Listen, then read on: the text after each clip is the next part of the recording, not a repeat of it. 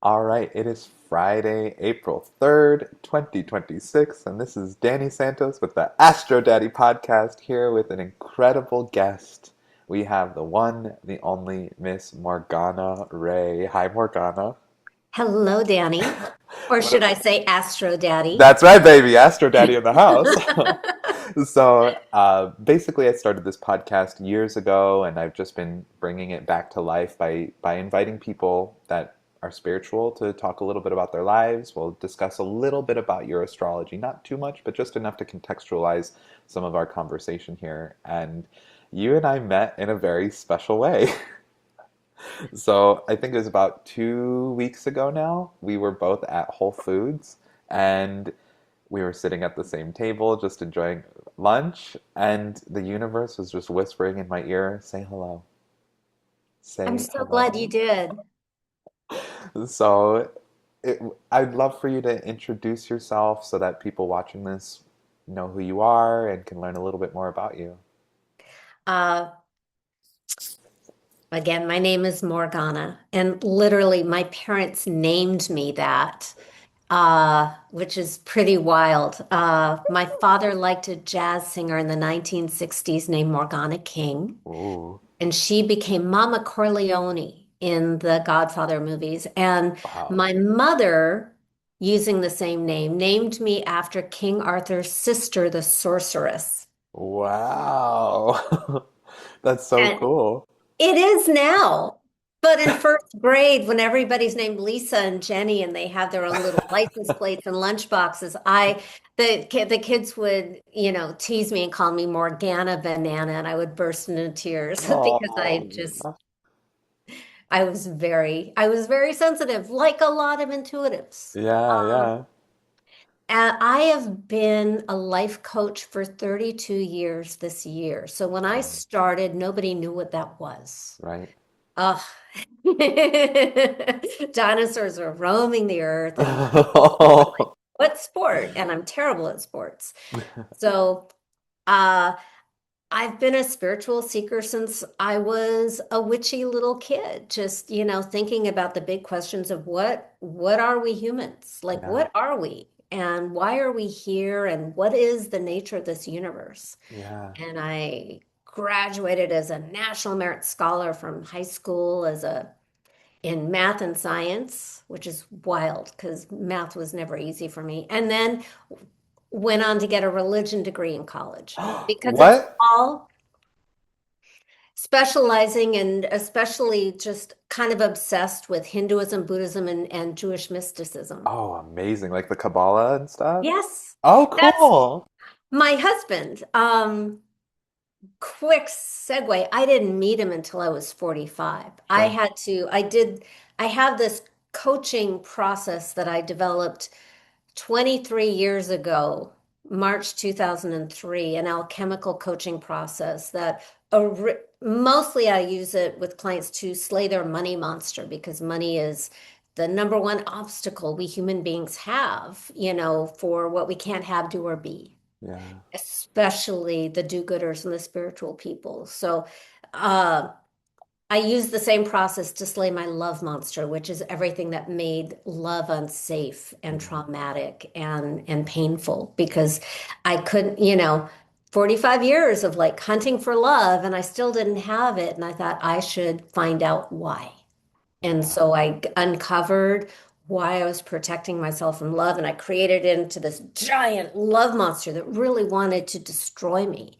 And I slayed that monster, and then I met my now husband 2 months later. We will have been married 12 years in May, and we've been married 29 times in 21 countries because he had the idea, let's get married 100 times in 100 countries. Oh my God. Thank you. Your And I brought Sagittarius moon is loving that.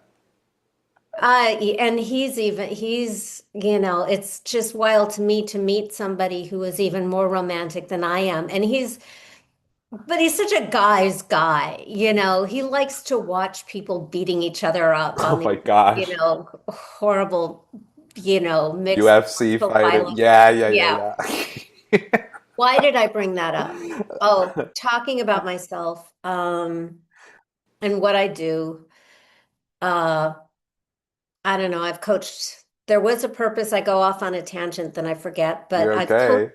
thousands of clients. I've coached huge, famous thought leaders, multimillionaires, and people who were just like on public assistance and Sure. to because here's the thing. The sensitive, intuitive types wanting to figure out how the world works. I have I've always been just a little too empathic. So I have a very low tolerance for the suffering of others. So of course I Mm, got into a profession ultimately to A, alleviate suffering, and then B, empower do-gooders. Um, and for anybody listening who can relate to this, because I bet there are a lot of you who can, there was a lot of abuse in my childhood, mm, chaos, drug abuse, violence, all of that. yeah. And it's no accident that I became extremely intuitive Mm, in response because you kind of have to know what's gonna happen before it happens. yes. So that's how I got where I am now. Okay. I have a couple questions. Yeah. All right. So, first and foremost, you talk about slaying the love monster in order to welcome your husband into your life. I mean, somebody such as myself who's always looking for love, or, anybody Mhm. listening, can you share about that experience and what that looks like and what you went through? Of course, of course. So whether it's love, money, health, or whatever. If there's some area of your life that you've just been desiring and you've been doing all the work, you've read the books and taken the workshops and worked with the therapist or the coach or whatever. I believe the universe gets our attention primarily through three teachers, money, love, and health. Mm, And and one of them is, we're probably going to hit all three in our lifetime, but some are going to be have more pull than others. right. And here's what I have learned honestly from my own clients. They've taught me more than anybody. And what I've really come to learn and believe is one, change happens at the speed of safety. So Whoa. if you really want something and you're doing all the things and you can't figure out why, why you aren't getting, you're doing all the right things, why are you not getting the result that you desire and you deserve? And I'm not somebody who believes in self-sabotage. I just don't believe that's a thing. That doesn't make any logical sense. Okay. But what I do believe is that we do protect ourselves. Mm, So if change isn't happening, something isn't safe yet. okay. And when I talk about relationship with love, or relationship with money, or relationship with health, or relationship with anything, I'm always talking about our relationship with life, Mm, with our own existence. That's all there is. And the pain of our relationship with life, as soft and tender, vulnerable human beings that we are, no matter how hard we can look on the outside. It will always be wounds around love. Am I loved? Am I lovable? And that can go back to childhood with our parents, Did they love us? Did they teach us we were lovable or not? And maybe we had great parents and it started somewhere else where we just have these love wounds that make us doubt our own lovability and does life love us? And so love is the first one, worth is the second one. Am I valued? Am I valuable? Am I worthy? Am I good enough? Is there something wrong with me? That's that wound. Everybody has it. mm. The third one is safety. Is this world a safe place? And there is a lot of evidence that it isn't. Personal experiences of violence, accidents, illnesses, The news. whatever. The news, wars, climate, Right, pandemics, right. pollution, all of it. Even, when I see an animal being hurt, any of that just makes the world a less friendly, kind place And where I belong. change can only happen when safety is available. Yeah. So So, to do that, we don't ignore any of it. We use it.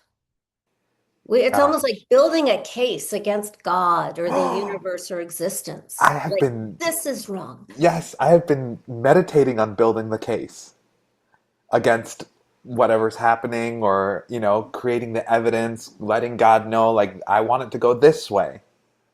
Instead of like, oh, you're destined for this. Well, what case are you building to create your Well, destiny? and we might even want to be partners with God. Hmm. And here's why. Uh, we have victim experiences, which are profoundly disempowering. And I do not judge victim experiences. That is part of, that is, I think, essential to being human. Yeah. We are going to have those experiences, and it's not an accident. I think it has a purpose. If nothing else, it softens us and gives us some humility to respect the experience of other sentient beings. Another thing is, I got hit by a car and thrown in a coma and had a traumatic brain injury in 1983. 0 stars on Yelp. I do not Wow. recommend at all. So painful. And I was like an easy peasy straight A student, and then I could not read and remember Oh anything my I God. How read. old did you say you I were? was 16. I was 16 at the time. I couldn't stay awake. I couldn't concentrate. I couldn't analyze. I couldn't do any. And then because of violence at home, I ended up couch surfing and graduated from high school sleeping on somebody's dining room floor who I didn't even know very well, which Yeah. was so humiliating, and borrowing cars to get to school and graduate. Heavy, heavy drama stuff. Um, and that made my experience of life very unsafe, but it also uh, opened up my intuition. So there was a reason I brought this up. Oh, the reason I brought it up was before the accident, I was pretty judgy Mm. about other students who didn't do their homework. And then I had this experience and realized I don't know what's going on with other people. I don't know what's going on with their brains mechanically. I don't know what's going on with their trauma at home. It was such a humbling experience to recognize like my own arrogance and Mm. assumptions. And I could not have understood that if I hadn't had that experience myself. Wow. Oh my gosh. So, I like that you brought up this idea of using everything. It sounds like you don't want to deny anything in your own experience. But what if something is incongruent with an individual's belief and it keeps showing up in the conscious or unconscious mind, in their dreams, in their field? Well, I would get curious. My process started in March of 2003, where I already graduated from the college with the brain injury, and I Right. already had celebrity coaching clients and testimonials and the marketing and all the stuff. And I was living in LA, struggling to make $100 a month. Okay. And you live in LA, so you understand how Yeah. ridiculous that is. So I Yeah. was I was living on credit card debt and borrowing from family Mm. as a grown-ass adult and a life coach, which was such a like shameful mind frick.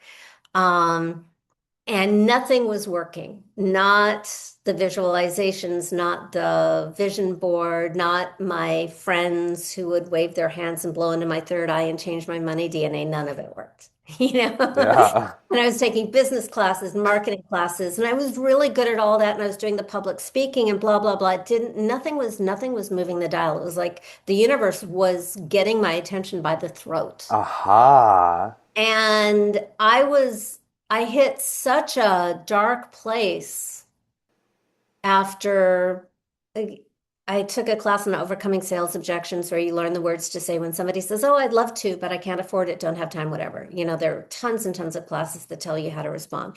And I'm a good student. Even with a bad brain, I was a good student. So, they taught me what to say. I said it, and 7 people in a row said they would hire me, and none of them showed up and none of them paid. And that was when I lost my will to live. Okay. And I'm smiling and I have a funny voice when I talk about it, but I'm deadly serious. Like Okay.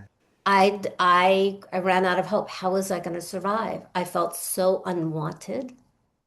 I felt like such a failure. I felt like the universe set me up and I knew what to do with my life and I couldn't make a living at it, which seemed really cruel.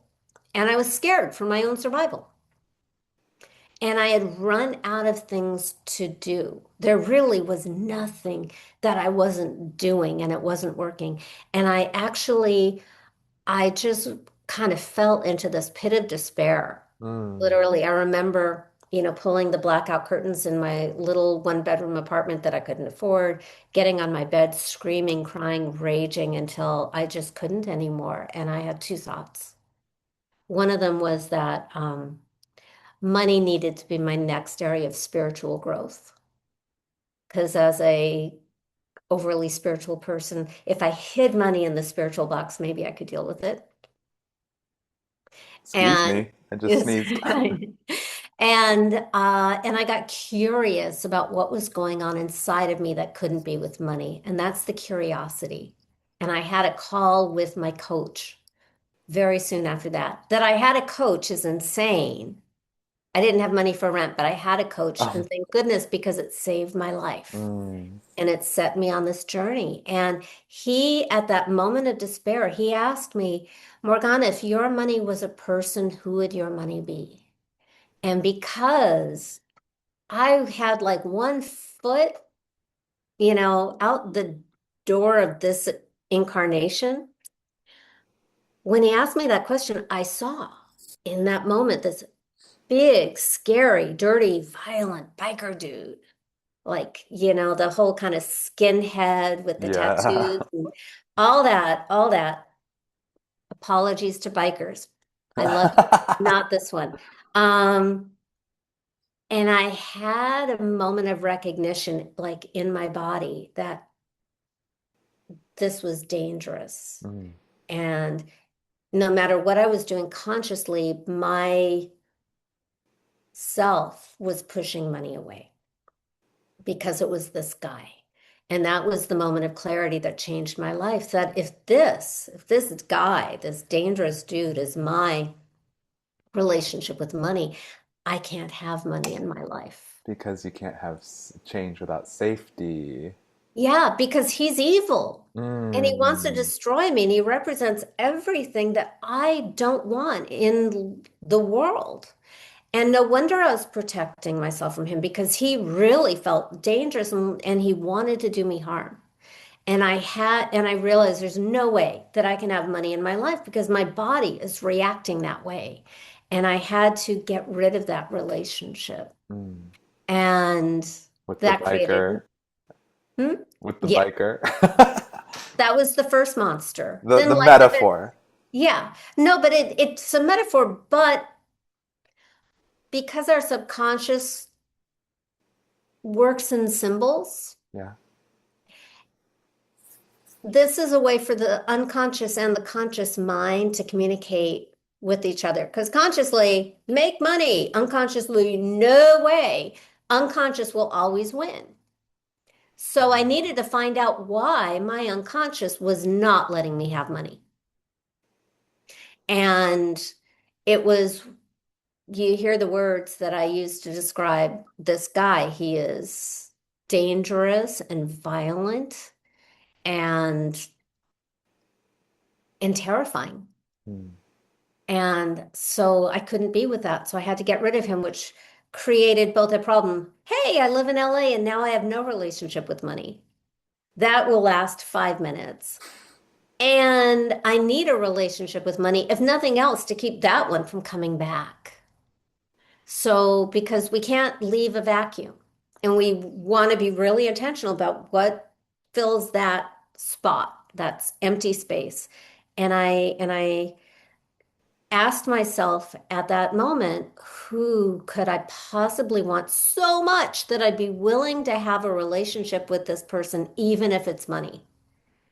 Because money was just, it represented um, so much hurt and abuse that honestly, I wasn't even conscious of at the time. I've learned so much since then about my childhood and how the people who were supposed to love and protect me were not. Um, so I needed somebody very different, very lovable. As clients have said to me since, the relationship first, the cash follows. Love Mm. first, cash follows. So it had to be somebody lovable, not because it's money. Because if it's a what have you done for me lately, you become helpless again. So I thought to myself, who could I want so much? So being the romantic fool that I am, and I say that with love and respect, um, the person who popped into my mind as my new relationship with money was this now a totally different, tall, dark, handsome, sweet young man, cute, clean cut, dressed in a tuxedo, holding a bouquet of red flowers as if he was going to take me out to the theater and he wanted to woo me and he was in love with me. Wow. And that felt so different and so yummy and so appetizing.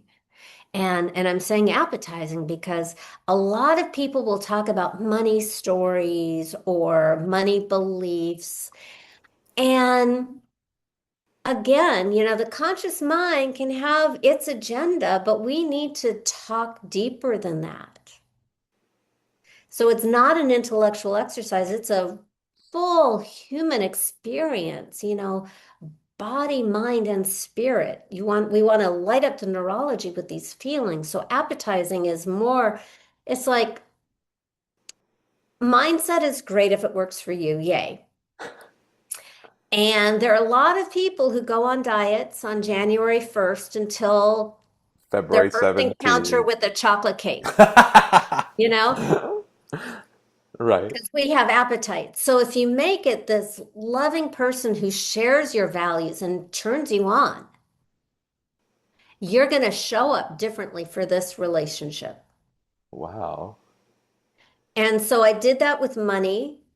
I see this cute guy. I can feel how much he wants to be with me, like really big. And I'm like, oh, wait a second.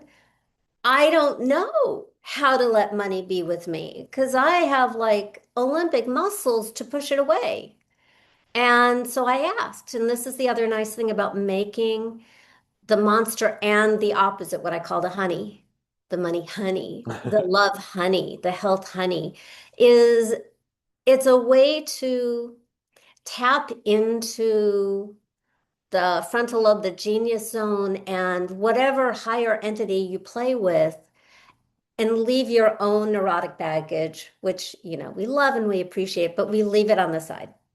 So I'm asking this cute guy, what do you need from me to be with me? Because I don't know how to let you be with me. What do you need to allow you to be with me the way you want to? And notice I'm saying to be with me the way you want to. I'm not saying how do I earn your love? Love is unconditional. Presence is. I can push money or love or any of it away. Right. But what do you need from me to allow you to be with me? And when you ask the question, you hear a response. Hear it, feel it, see it, whatever, however you get your information. And in this first conversation, he said, I need you to love me. And he said it with such vulnerability, like I've been breaking his heart for years. And he said, I need you to stop treating me like a monster. And I had one of those, am I the asshole moments? And I Mm. was, because I realized all the times he would bring me clients and I would get all weird and freaky when they would ask me what I charged. And I'd like choke with guilt and shame as if money were some big stinky monster, right? Right. And so that just seems so fair and kind and being a good relationship partner. Yeah, I will be loving and I'll stop treating you like a monster because you're the sweet guy who wants to save the world with me. Mm. And so I made a commitment that next time he brought me a gift, which would, look like a client, I would say thank you. And so the punchline is out of the blue, four people called me up. They wanted to be my clients, and I could feel everything like in my neurology try to want to talk them out of it the way I had unconsciously done and had no and never had been aware that I was doing. And instead, and you can probably tell what a difficult task this is for me. I shut up. I told them what I charged, and then I shut up. And I let them say yes and send me checks. And I've made millions of dollars since then. Wow. So, as to the love monster, then, 9 years later, I'm doing radio shows and podcasts, and I'm talking about, if you're doing all the right things and you aren't seeing results, there's probably a monster. And I'm doing this in one interview, and I hear that really annoying voice in the back of my head saying, that sounds like your relationship with love. Because I'm taking all the classes, working with the coaches, and I'm still like a romantic disaster. And so finally, it's like, okay, I will try digging up a love monster. And it was bigger than any money monster I ever had. It was like as big as the planet. Mm. And it was so mean and hateful. And I just, through whatever imaginary weapons I could conjure, just blew it up and met my husband 2 months later. Wow. So you had to really purge the energetic blockage Yeah. in order to attract what you actually wanted. Yeah. And I would also say that whatever this monster is, and my definition of the monster is everything that makes you want to not be alive. And it'll show up in your life. Maybe in money, maybe in love, maybe in health, maybe in something else. Uh, but it's also a portal. I had a client many years ago who wanted to skip the money monster and just go straight to the money honey. I was like, okay, let's try it. Didn't work. So he came back the next week and we slayed a money monster. And then he started seeing, then he felt the difference. So I call this process financial alchemy with Mm. registered trademark. Um, because alchemy, the first step of alchemy is really it's going into the what you don't want to keep, going into the digging up the lead in human experience, and then we get to use that and transmute it into spiritual gold Mm. and material gold. The material gold is kind of a nice little side effect that's good for my marketing. Like Perry, who had zero in her bank account and had to borrow the money to Mm. go on my goddess retreat in Bali and made over $12 million in the following 3 years. Oh my I have a God. lot of really wild stories that I can't explain. But she will say it was based on the spiritual lessons that she learned from me that she fought for what she deserved and what she wanted for her children. Wow. So she simply needed to slay the money monster Mhm. in order to create the avenue for her to exist in a world where she could attract that money honey to herself. Well, we do that all in one session. I don't like, Wow. oh, we don't dig up somebody's money monster and go, oh, well, you look at the time. I always, yeah, whatever it takes, get rid of the monster and replace it with a money honey that feels real, that the client really experiences and can have communication and take action with. And Right. that's the beginning of the journey because it's a lifetime relationship that you want to stay in communication with. And she also got married to a wonderful, wonderful, cute guy a couple of years ago, and her kids are doing great, and she's really living her values, Mm. doing wonderful things for other people. It's easy for sociopaths to make money because you can lie and not care about your impact. Mm. And that's not who I talk to. That's not who I'm interested in. What I'm interested in is helping the healers and the do-gooders and the world changers who really want to have a positive impact and don't want to do harm. These are the people who really need to get into a right and yummy relationship with money as a partner for good. Because I think Amen. that will have such a positive impact in the world. Wow. Just listening to you, Morgana, is quite inspiring for me, especially as an entrepreneur and a spiritual healer who I've certainly had my own money blockages. Can you speak to the universal experience of the healer feeling guilty about charging a higher wage for their services? Of course. And also, I'll just say to you that, um, you know, money issues are love issues. And Whoa, whoa, whoa, whoa. yeah. Okay. And when you slay this monster, which is everything that does not belong in your loving life experience, the clients don't just have money results, but their love lives change because we're really changing your relationship with life existence, yourself, but really just all of it. And money is just one microcosm of the whole. And money feels like a measure of the universe's love for us, like on a really core, fundamental, primal level. Hmm. Do I have food? Do I have shelter? Do I have standing in society? Do I have health care? Do I have access? Like all these things. Um, so back to what was the question you just asked? So, can you speak to the healer's experience of feeling guilty for healing and wanting to help people and having a hard time Okay. accepting money? Well, I'll start with my own. Please.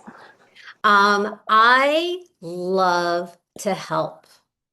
I have an OCD that I call it obsessive coaching disorder, where if I hear a random stranger talking about a problem, I want to get in there and fix it Mhm. or help.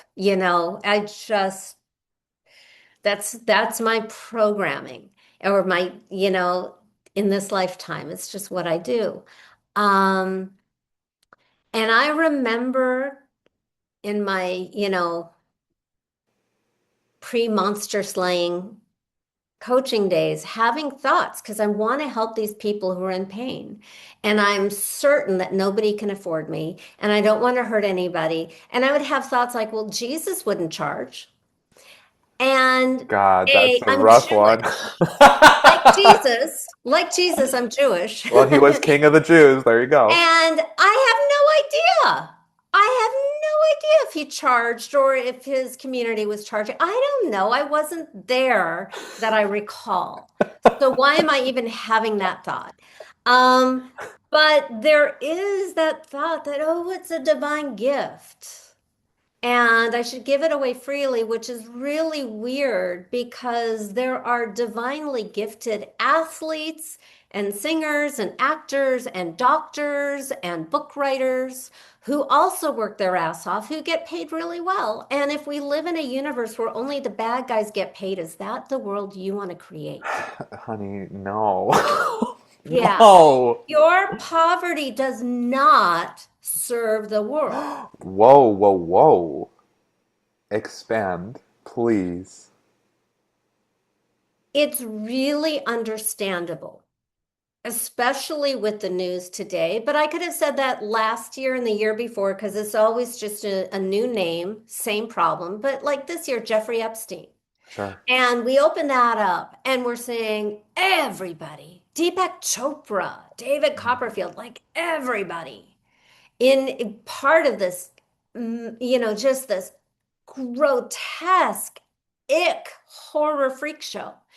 And all these wealthy people doing the unthinkable with no repercussions because money shields them. And I'm like, whoa, I don't want to be part of that. Whoa. And every time we hear that, it gets filed in our unconscious. In fact, it gets filed in the amygdala, the back of the brain, the reptile Mm. brain, which has been evolving for hundreds of millions of years, the fear, reaction, protective part. It also has very low intelligence. It is the most developed part of our brain because it has the most evolution behind it, but it's also the dumbest.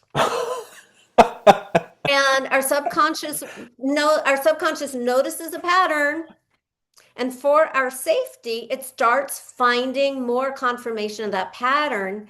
And every time another rich person does a bad thing, P. Diddy, goes into the file, more evidence Mm. that rich people do bad things. And then it chunks up and generalizes even more that money is the root of all evil. Mm. Oh, quick note in Aramaic, because I have a girlfriend in England who took a class on ancient Aramaic, and Right. she actually took the class to study that whole passage, money is the love of money is the root of all evil. That's not what it said. In the original Aramaic, it said, worshiping money will cause problems. And I would say, no shit. Don't. Okay? So but that has nothing to do with love or being the root of evil. So, but we generalize that stuff. Right. And then we start suppressing evidence of all the people using money to do good and help others and philanthropy and stuff like that. And also our media, our if it what is it? If it bleeds, it leads media Whoa. it's just not as exciting, doesn't get as much clicks, doesn't get as much advertising. So then suddenly we very quickly are living in a world where money is the root of all evil, and we don't want to be part of that. And that's so disempowering for the do-gooders. Wow. And I just want to contextualize your life story here really quickly with your Okay. astrology. Your past life sign is Scorpio, the sign of change, chaos, death, but also at its highest vibration, evolution, rebirth, and good judgment. So you're here to take out the trash of death and chaos and trauma. The past life placement is what I call the anus of the birth chart. So you're here to poop it out, to remove the chaos, the poverty, the scarcity, the death of life. And your destiny is Taurus. So you develop it for yourself, then you help others, then you teach the world. Hmm. Taurus is the sign of acceptance, learning to accept the money, or learning to accept the circumstances of life. But the lowest vibration is denial. So, how do we deny ourselves, or how have we been denied, or how do we accept something so much that we're actually in denial about it? And then the highest vibration of Taurus is joy, the love of life, Hmm. and abundance, the overflowing of wealth, love, home, body, whatever it is that somebody could be. So it makes sense that you've been on this journey and uncovered that when we do not feel safe, we cannot change. So safety is actually the gateway to abundance and joy. Would you say that's accurate? Uh, yes, and even more because it's the evolution, is I think there are supposed to be things that are painful and wrong and unsafe. It's like the clay of the art that we create with our lives. Right. And it's the process of changing it that's the magic. Um, I think I mentioned, religion major back in college, and I really got into the Hindu god of destruction, Shiva, because, Oh, yes. yes, mostly because I was trying to break up with a boy. Well, But Shiva's it, a good one to call on. right. But also because I was coming out of such a painful with the coma and the car accident, the homelessness and the violent mom, I was coming out of such a very painful experience of life to the point where I made a conscious decision at 17 that I was like I broke up with God. It's like you're not if you're not even a nice person. I wouldn't be friends with you. I think I can't have you in my life anymore. I made that decision when I was 17 and waited to be struck by lightning and nothing happened. My life actually got better. And then I Okay. become a religion major.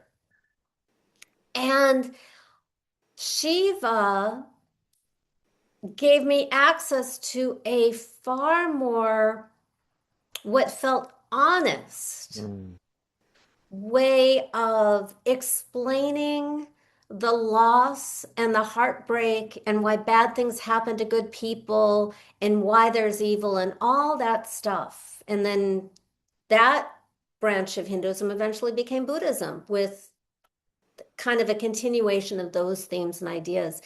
And so I still find great inspiration and love from this archetype of Shiva. And then I start leading retreats in Bali, and Shiva and Buddha are the deities of Bali. So anyway, I have this little statue of the dancing Shiva, with the halo of fire and all the hands, and he's standing on one foot.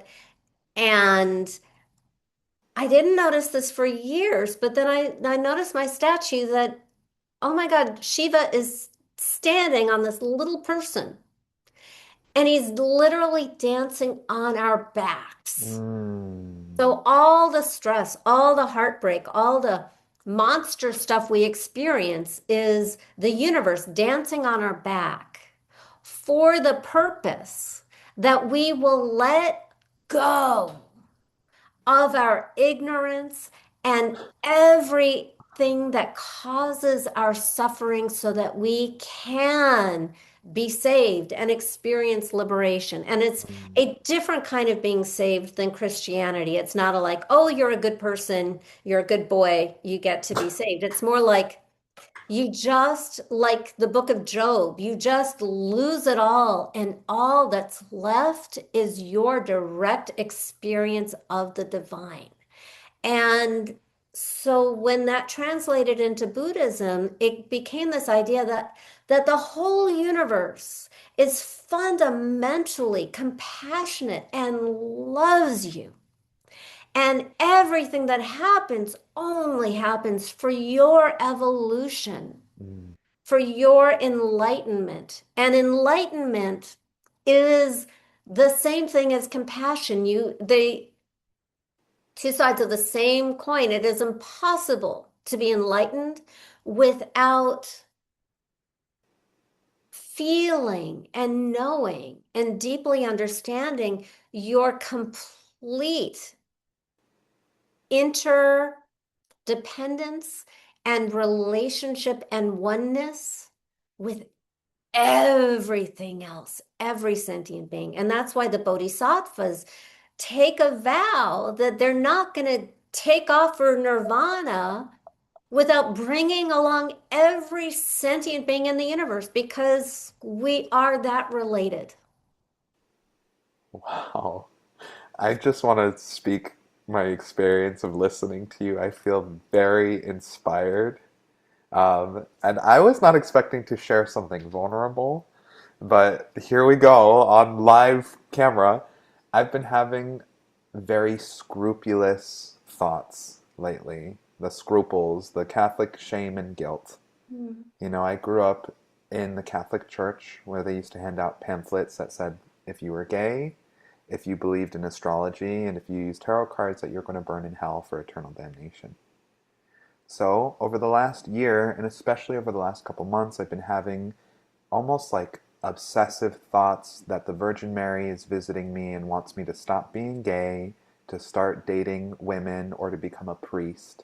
And there have been a number of actual signs that have materialized in the 3D world. There's a lot of unconscious dream symbolism that's popping up. There's a lot of timing things that are happening. And it is completely and the antithesis of the experience I want to have. And yet my unconscious mind and the synchronicity of the universe is shoving this in my face and what feels like down my throat as a way of trying to, I feel like I'm trying to be controlled or manipulated, and it's going against my free will. But I feel like I'm not allowed to have that free will because God has a different will than what I want for myself. Well, so the first response I had when you were talking about the Catholic Church Sure. and all these negative beliefs Yeah. is it's like you have a flaming heart. Like how courageous you are to stand for love and truth and how you were designed by God in the face of all that. And that's part of your life purpose. Mm. And I might reinterpret Mary coming to you as an invitation to you marry the parts of yourself that you reject. Whoa. Okay. Because there's a lot about this divine feminine quality coming to Mm-hmm. me as well. And I've been interpreting that as something outside of myself. But if I integrated my own feminine a little bit more, I'd probably be more gay. You know, a little bit more flaming. Then that I'm getting a strong yes for that. In general, in dreams, Hmm. all the characters we meet are ourselves, Mm. and we're getting symbolic messages. So Mary is you, and the feminine is also you. So if you were to reinterpret the message, what would the message be? Well, one of the dreams was quite beautiful, where Mary came to me and she said, "You are blessed." She gave me a bumper sticker with her face on it, and she said, "I will be part of your story for eternity." But then, as soon as I opened my phone, I got this video on Instagram about this girl who's super religious, looking at pictures of parasites and talking about how parasites are demons, which I could see that. But then she started making these claims that parasites are what causes homosexuality, and that people have been cured of their homosexuality by deparasiting themselves. And that's quite a video to have be the first thing pop up after having a dream that Mary is coming to me and giving me her blessing. So what would the real parasite be? Maybe the video taking away my joy. Yeah, that hate. I think hate is so parasitic. Yeah, I think you're right, you know? And this girl, not I don't want to call out any names or anything, but the way that she's presenting the video is that her page says she used to be an atheist, and then, now she's a full-time believer and she's going through the Bible and preaching what the Bible's teaching. And it's just Her really, interpretation of the Bible's teaching. yeah. You know, I was thinking about this the other day is like, I have a mixture of fear and anger and compassion simultaneously for terrorists Mm, and these hate mongers. sure. I have all of them simultaneously. Um, because I can see the humanity and the misdirection, and I have hope for them. Um, but these actions do so much harm, and all we can really do, well, not all, but what one of the first steps of what we can do is put the things that do not belong in your life experience, like that video, Mm. into what will be your monster. Whoa. Okay.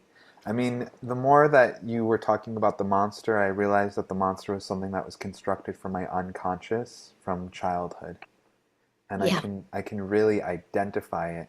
And while my relationship to some of the ingredients of that monster have healed, the monster still exists as its own entity now. Yeah. Even if you healed it 100 times, if you can still milk it, do so. You paid the price with your pain. Sure.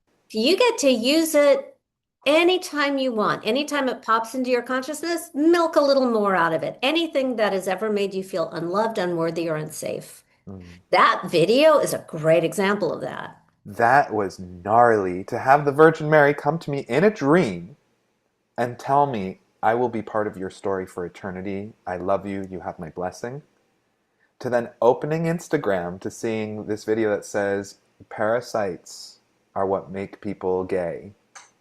You Well, know? it also dehumanizes you because then it generalizes to like mean that you're a parasite, which is really, really dehumanizing, Yes. scary, gross, and dangerous. Well, and I remember having gay feelings at 3 years old. And I don't think I had any parasites at that point in time. I didn't have any No, traumatic because experience. love is love. I mean, I give that speech when I talk about the love of money is the root of all evil. Love is not evil. Love is not uh it's not mean. It's not exploitative. Hmm. It isn't selfish. It doesn't harm. Love is the closest thing to God that we experience. It is generosity, it's expansion, it's kindness, Yeah. it's wanting good for others and enjoying just that feeling of oneness and connection ourselves. That's love. That's never evil. If you are loving and kind to another human being and you see the sun rise and set over them, and you get butterflies and it makes you a better person, that's divine. That's love. Amen. You know? And I think the way that God has been constructed through a lot of the lenses that are out there, this video being one example, Hmm. it's really hateful, you know, or it's filled with judgment. And I literally have something here that says on my desk what God is and what God isn't. I like that. So, God is unconditional love, compassion, empathy, mercy, light, freedom, and autonomy. God is not shame, guilt, oppression, condemnation, heaviness, or control. That is separation from God. Yes, amen. And Yeah. I have this on my desk because Yeah. these feelings that I've been having of shame and guilt and the whole Catholic background. Okay, quick coaching moment. I want you to take that dream with Mary, telling you that you are blessed and she is part of your story and what you know God to be and what you know God to not be. And now I want you to go back in time, knowing all this, and I want you to reopen in your mind's eye that video.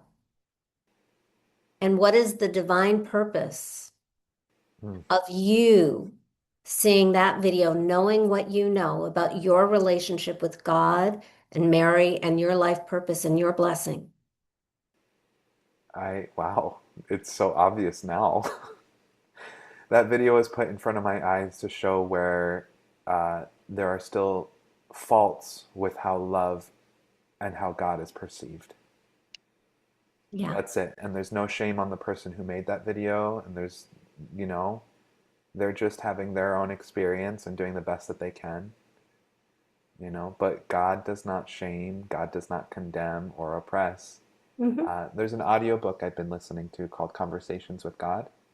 Neil Donald Walsh. That's right. So I finished the first one. The second one wasn't on Audible, so I went to He the and his third one. wife had I about a decade ago, I was at a luncheon and I ended up sitting next to his wife and she knew who I was. They have my book. Oh my God, Yeah. Morgana! So in the third installment, Neil Donald Walsh says even Hitler goes to heaven. Which that's quite a radical idea to put out there because of. Because who we are at our soul level is not the role we play in life. Mm, Um, I don't know what happens after death.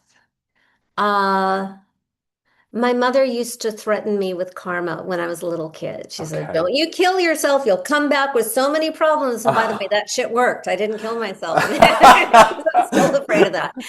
Um, but I have another, I get these downloads. Um, and one of them was that karma itself is a form of love. It is because every time we love another human being or anything, we are loving an aspect of the all, and the all is God. Mm, And we are part of that all. So it's a part of even loving ourselves. And it's like, oh my God, I love you so much, Danny, that I want to come back in another life and experience what you suffered through so that I can love you and understand you more. And in wow. so doing, heal and connect God, the universe, and everything even more by having more compassion and more love for every little bitty expression of ourself. And that's what I think karma is the desire for experience and the desire to know and love ourself in every variety of our expression and experience so that we can have more compassion, more wisdom, more love, and evolve the whole project of existence. Wow. See, when you say that, it's ringing true. And I understand so much of my recent experiences over the last year and a half are purposely putting its finger into the wound and twisting it until I have had enough. Mm. Or until I'm compassionate enough to say, that's thank you. And But when you're in the pain and the anxiety and the hurt it gives you such a huge advantage in my process. okay, Because the monster is like so near the surface. It doesn't take much to activate it because it's the feeling more than the content. Like clients will give me information about their lives, and some of it can be really dramatic, but it doesn't have to be. It can be really mild, but it had a dramatic effect on them. right, And it doesn't matter what they tell me. It doesn't matter if it's factually true. It's emotionally true. And that's the only business that I'm here for. I'm not an attorney. I'm not a court of law. It's what is shaping the relationship with life that is not working. right, Um, so when you're in that finger in the wound, that's a really good time to dig up a monster and really take on all those, just pile on all those victim experiences, give them validity, give them a voice so they get heard so that they don't have to stay in control. right, They get their day in court, give them a voice, then give all that pain, give the cause a personhood that feels real to you, just not you, not your parents, because three, now you need to kill it. Like back in 2003, we just broke up. That was good enough. I have coached enough people now to know a lot more now than I did then. mm, And it's a lot more effective to literally slay the monster so that there are no bloody bits, no energetic trace. It is complete, it's binary. It is or it's gone. And when it's gone, it's going to feel different. It's going to be weird. It could be empty. It could be light. It could be scary. It could be, but it's just going to be different right, because it's this thing that was always there is no longer there. And then all that remains is love. And then we give that love a human form too, because that's how we relate. I make everything people. We name People, I don't have a boat, but people name their boats. I don't just name my cats. I name all the feral community cats because they're people to me, because that's how we relate. Right. And then have a new relationship, have a new conversation, and take actions with this new partner that Wow. loves you more than anybody in the world. And it creates a new blueprint in you that will then translate into your human relationships. And I have to tell you, Morgana, since I've started to catch wind of like what's happening to me and this whole like all of this stuff I don't want being magnetized to me, I've been like unfollowing accounts, blocking accounts, letting things go, saying I don't want that thought form. And then the universe is starting to send me stuff that really resonates. Hmm.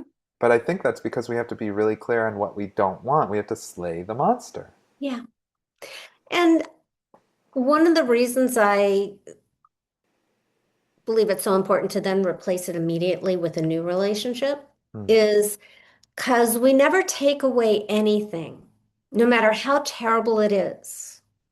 Smoking, drug addiction, abuse, disease, whatever it is, we never take anything away without replacing it with something much, much better, because that's how you make change stick. Okay. Well, I think that's a good button for us to say.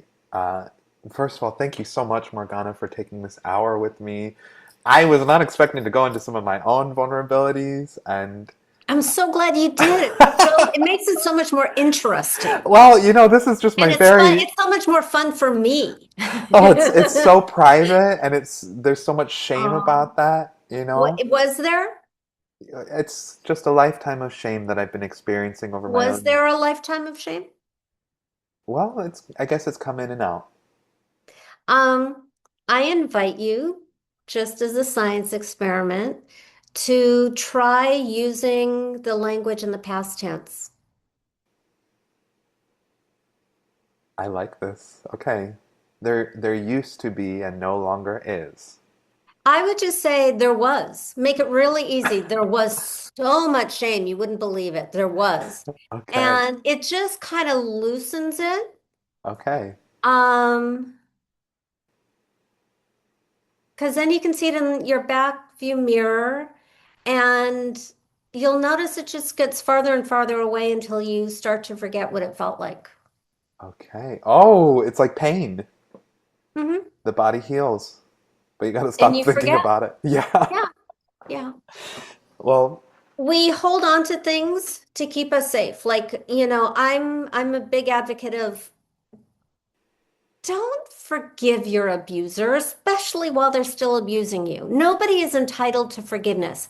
However, what I have noticed in myself and thousands of other people is that when you become safe and you know in your DNA you are never going to let that happen again, it becomes less and less important.